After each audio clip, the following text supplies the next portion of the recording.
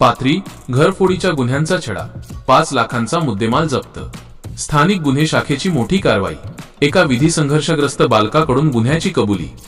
पाथरी शहरातील घरफोडीच्या वाढत्या घटनांच्या पार्श्वभूमीवर पोलीस प्रशासनाने मोठी कारवाई केली आहे।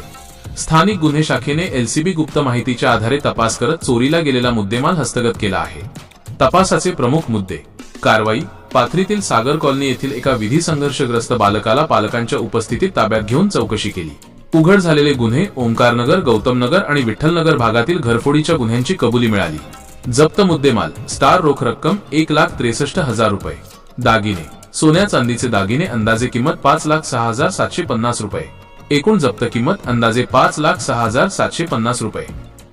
तपास पथक, पोलीस टीम। ही कारवाई पोलीस अधीक्षक रवींद्र सिंह परदेशी व अपर पोलीस अधीक्षक सूरज गुंजाळ यांच्या मार्गदर्शनाखाली खालील पथकाने केली। नेतृत्व, पोलीस निरीक्षक विवेकानंद पाटील, PSI चंदन सिंह परिहार। सहभागी अंमलदार, मधुकर चट्टे, सुग्रीव केंद्रे, निलेश भुजबळ, विलास सातपुते, पांडुरंग तुपसुंदर, माणिक डुकरे, मुकेश बुधवंत, मधुकर ढवळे, उमेश चव्हाण, उत्तम हनवते, इम्रान खान आणि गजानन क्षीरसागर। पुढील पाऊल, विधी संघर्षग्रस्त बालकाला सध्या पालकांच्या ताब्यात देण्यात आले असून पोलीस पुढील कायदेशीर प्रक्रिया पार पाडत आहेत।